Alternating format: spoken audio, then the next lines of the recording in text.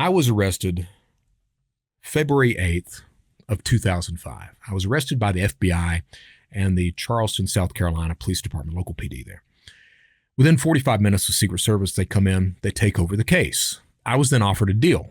Hey, what can you do for us? And my answer was, I can do whatever the fuck you want me to do as long as I can get back with my fiance. They let me sit there for 3 months before they get me out, and I go to work for the Secret Service. That investigation was initially supposed to last for 3 months. It lasted for almost a year before I go on the run and make the United States Most Wanted list, go to prison, escape prison, all that other bullshit. But that investigation lasted for almost a year.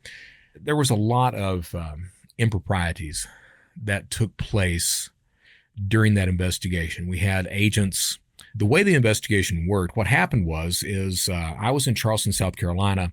The Secret Service field office is in Columbia, South Carolina. So I move from Charleston to Columbia, South Carolina so I can work with the Secret Service. My job was 4 to 6 hours a day.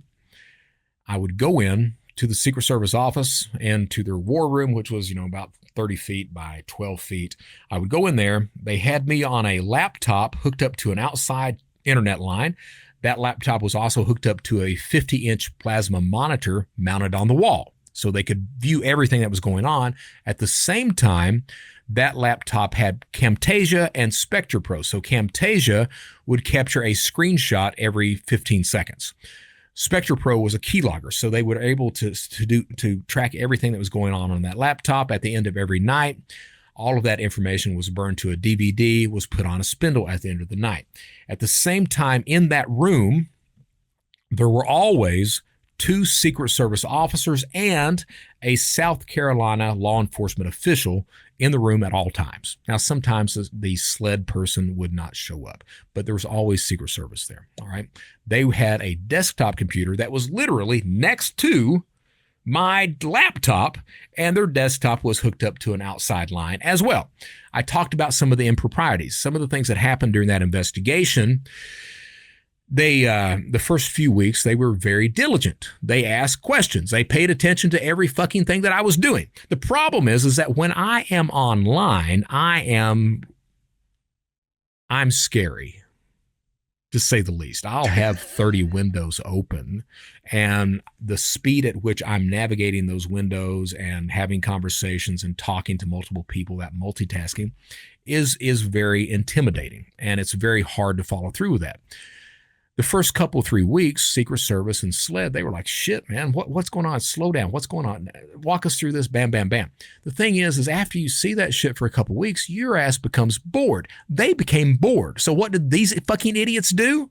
They started to watch porn while I am doing my shit online. And the site, they love this site called Flash Your Rack. And Flash Your Rack. And I don't even know if it's still up anymore, but you would have these amateurs that would take snapshots of their tits, and you would rank their tits from a scale of 1 to 10. And then you go to the next one. And you could do that all night long. And that's what they did for 4 to 6 hours, is they would, oh, look at this set right here. I still remember they brought down a CD to me and handed to me, and the CD said confidential files on there. So here I am. I put it in. I was like, oh, what is this? I'm allowed to see some confidential stuff. And it was a fucking Tara Patrick XXX film. Gotta say, she's pretty, but not exactly what you should be watching in a government office while an investigation is going on. That's what these agents were doing. So, if you've heard me talk before, you've heard me talk about how I continued to break the law from inside Secret Service offices. And I absolutely did. And that allowed me to do that. Hell, if they're not going to pay attention to me, and at the same time, I understand that all of that information is going on a set of DVDs on a spindle, not cataloged at all. No one's going to go through that bullshit. In fact, the people who were indicted on the investigation for discovery, they gave them a fucking spindle with all the DVDs on it and said, hey, go do it. So most people pled guilty. All right, so that was one thing. Another thing they did was there was a Canadian investigation that the RCMP was running. They got this kid out of jail to open up a site called La Cosa Nostra, and I was told to shut that shit down. And believe you me, I fucking did. All right, because one of the things that you see, and it's still happening today, is that government agencies It can be the FBI, CIA, DNS, Secret Service, those government agencies. They absolutely do not share information with each other. Understand that. We tend to think that all these agencies communicate. No, the CIA does not hand over any exploits that they may have with Telegram to law enforcement. That does not fucking happen, because those exploits are valuable to the CIA. If they give them to the FBI or the Secret Service, well, you guys are going to fuck it up. And to be honest with you, they probably would. So they don't. But at the same time, you've got this fight for budgets. That's really the problem, because now you've got the FBI and the Secret Service. Both of them are wanting to concentrate on cybercrime. Both of them, to do that, they need budgets. To get the budget, they have to indict a bunch of people, so they don't share the information of investigations cross-agency. They keep that shit to themselves. Same thing with foreign agencies. In this case, the RCMP, the Royal Canadian Mounted Police. And no, at the time I thought, well, shit, all those guys are on horseback. They had the investigation, and I was told to shut it down, and I did. And within a couple of days, Washington's calling them and saying, hey, what's your fucking idiot Brett Johnson doing right now? So they came down and had a talk with me.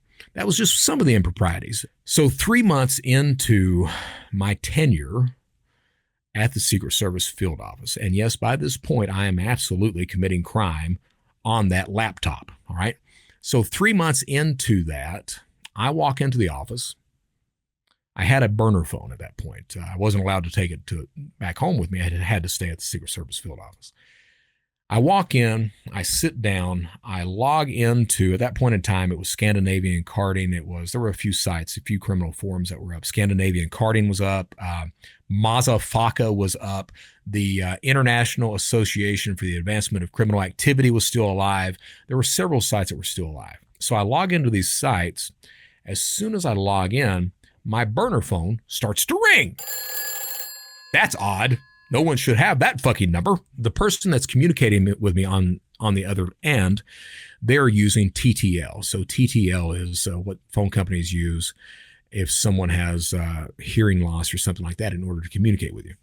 So the person is using TTL on the other end of the line and proceeds to tell me that they have compromised my system, and they start shooting. They didn't have my name, but they had my fiance's name, and they start shooting a lot of her personal information along with the address that we're living to me. Remember, there's 2 Secret Service agents in the room with me, and they're seeing this stuff.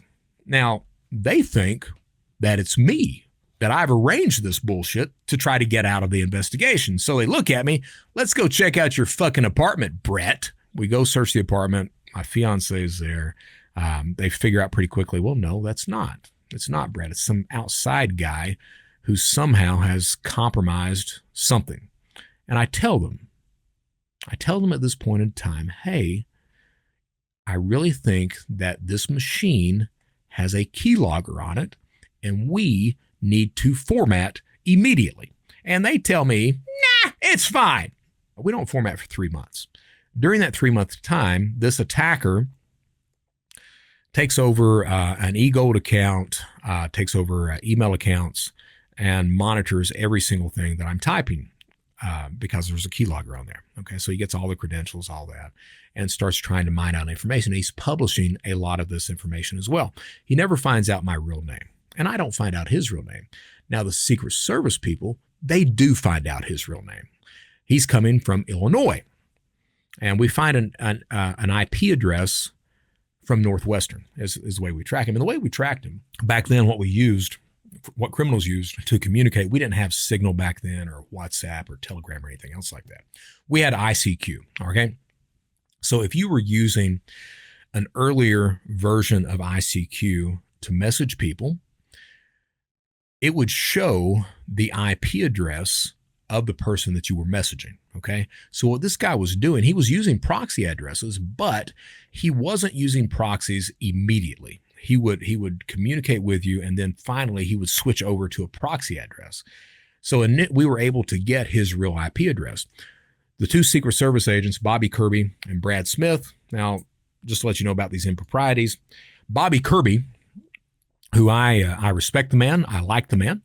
I had lunch with him a few years ago, and I was able to apologize for all of my wrongdoing with the guy. And he's the guy that told me, I told him I was trying to be a better guy. And he was the guy that told me that I had always been a good guy. I just didn't know it. So that even today, that shit gets me choked up. I have a respect for that man. But that man lost his fucking job at the Secret Service because he fucked up. All right? Because of that porn stuff, because he didn't run the investigation right. At the same time, the other agent, the first agent in charge was Brad Smith. Brad Smith got fucking dismissed because of the way he was fucking up. He got put in second place, and then Bobby Kirby became the main agent in charge about halfway through the investigation. Brad Smith remained at the Secret Service.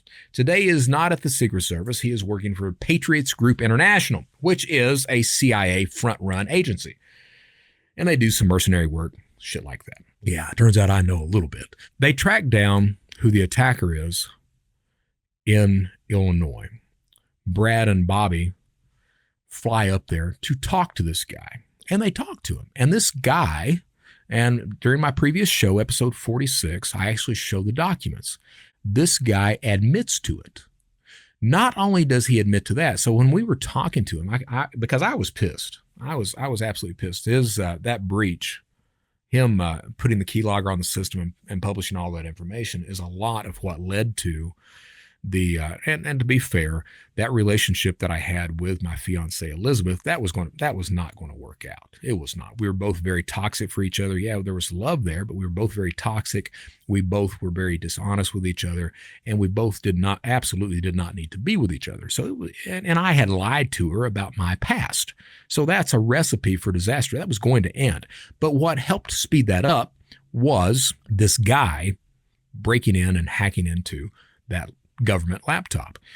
So he automatically was in trouble for that because, believe it or not, it's illegal to hack into a government machine, whether you know you're doing that or not. And he did not know it. That's the number one felony against him. And I was trying to build up more criminal charges against him. Well, it turned out that he had hacked into a bank in Indiana or Ohio, and he had gotten several accounts. Now, the way that he hacked into it is exactly the same way that Bitfinex was compromised 10 years later. The exact same fucking attack. Now, that guy's name was Eugene Lichtenstein, Ilya's dad. Ilya's dad is the guy who hacked into a Secret Service computer way back 2005. Did they prosecute him? No, they didn't. Why didn't they prosecute him? What did they do? Well, instead of prosecuting him, they turned him into a government informant. So when you turn someone into a government informant, what that actually means is that person is protected. Not only are they protected, but it allows the law enforcement agency to start to hide and obscure some of the evidence that's floating around at that time. Now, here's why that's important. Yours truly, fucking idiot that I was back then. I break the law on that same friggin' laptop in Secret Service custody at the Secret Service field office. That's the same laptop that was used to launch and identify investigations and criminals that led to at least 9 indictments. At least 9 people were indicted and given time because of the work that I did at the Secret Service, the work that I did while I was committing crime at the Secret Service. Now, that's fine, okay? The problem is that from a judicial standpoint, if a defense lawyer finds out that the chain of evidence is potentially compromised, it's very easy to convince a jury to disregard that evidence. Eugene Lichtenstein hacks into the laptop that I'm gathering all of the evidence against these 9 individuals. If a defense attorney is told that, the defense attorney can fashion a narrative that says, hey, not only was it hacked into, but how likely is it, because this guy's able to do this, how likely is it that the attacker planted, changed, or deleted some of the evidence that was on the laptop targeting my client? At that point, it becomes very easy to convince the jury to disregard that evidence, and that person that's indicted walks the fuck away.